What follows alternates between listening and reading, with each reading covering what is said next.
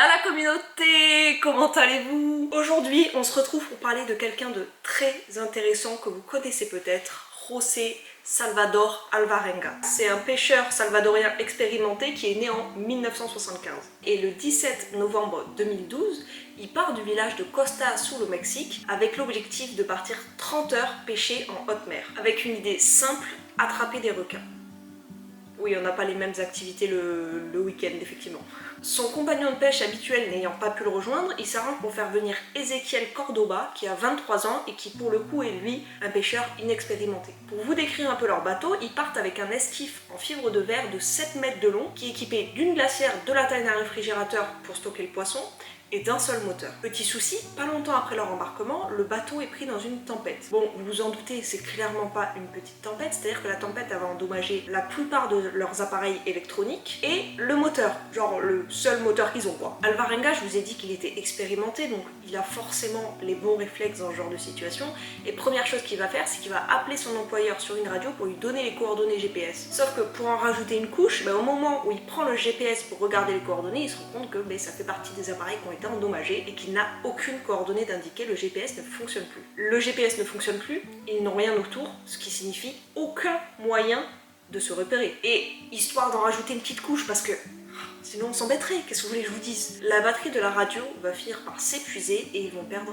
tout contact. Entre le moment où ils ont embarqué et le début de la tempête, ils ont eu le temps de pêcher 500 kg de poissons frais. Problème, vous vous en doutez, quand le bateau est dans une tempête, c'est très peu manœuvrable. Et plus il y a de poids, pire ça va être. Donc ce qu'ils vont faire, c'est qu'ils vont jeter les 500 kg de poissons frais par-dessus bord et également le moteur du bateau qui est endommagé. Leur bateau, il a ni voile, ni ancre, ni rame, ce qui veut dire que pour le manœuvrer, c'est quasiment impossible et que forcément, ils vont finir par dériver en pleine mer. L'employeur d'Alvarenga, même s'il n'a pas les coordonnées GPS des deux hommes, il va quand même envoyer une équipe de secours, une équipe de recherche, mais essayer de retrouver deux hommes en pleine mer sans aucune coordonnée GPS et pas la moindre idée de l'endroit où ils sont, c'est comme chercher une aiguille dans une botte de fond, c'est très compliqué, sachant que je vous le rappelle, il y a une tempête, ce qui signifie que la visibilité est mauvaise, la météo est dangereuse, donc ils vont devoir abandonner les recherches au bout de 2 jours. Bon, vous vous en doutez, Alvarenga et Cordoba sont toujours coincés en pleine mer, des jours passent, des semaines passent, mais par chance, le duo va apprendre à récupérer à main nue leur propre nourriture. Vous vous en doutez, ils récupèrent pas des pizzas en pleine mer, donc ils vont réussir à attraper des poissons, des tortues, des méduses,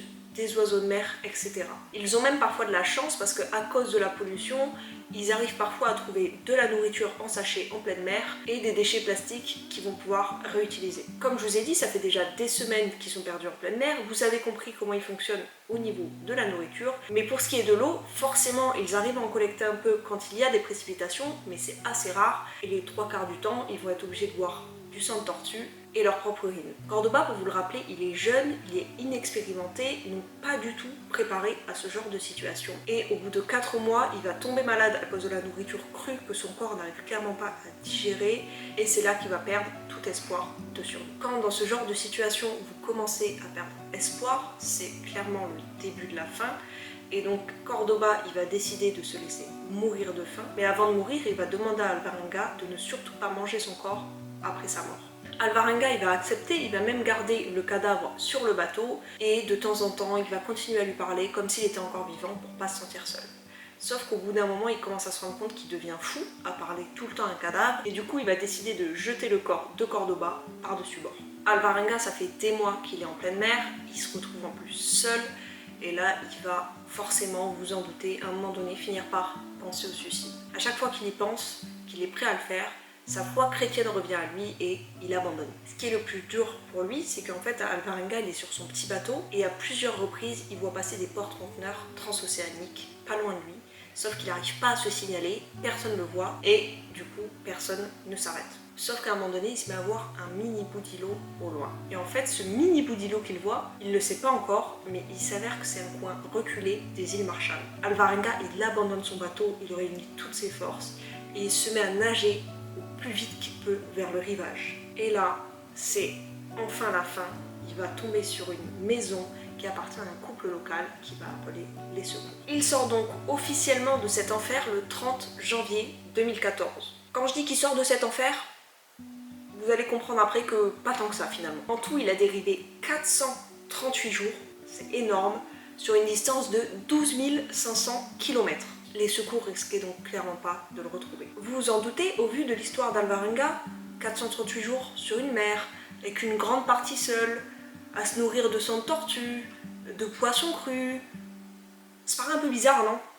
En tout cas, il y a des gens qui doutent. Et là commence une chasse à la sorcière. Tout le monde commence à douter de lui. Des articles paraissent comme quoi c'est un menteur, comme quoi toute l'histoire est inventée de A à Z. Mais chance pour lui, avec le temps, l'histoire va être corroborée d'une par tous les détails qu'il va donner, de deux par les témoignages de ses proches, et de trois par une étude de l'université d'Hawaï qui va retracer tout son parcours. Ils vont analyser les vents, les courants océaniques et en fait ils vont se rendre compte que tout correspond. Pour en être sûr, en avril 2014, un médecin d'un cabinet d'avocats va faire passer un test au détecteur de mensonges à Alvarenga et il s'avère que tous les faits de A à Z sont 100% véridiques. Imaginez-vous vivre un enfer comme celui-ci, arriver à rentrer en vie dans votre pays et qu'à votre arrivée on vous traite de menteur. Maintenant, imaginez-vous qu'en plus de ça, en 2015, donc quelques mois après, vous accordiez une série d'interviews à un journaliste qui va écrire un livre sur vous, ce livre va beaucoup fonctionner, et que la famille de Cordoba vous accuse d'avoir mangé leur fils et vous réclame donc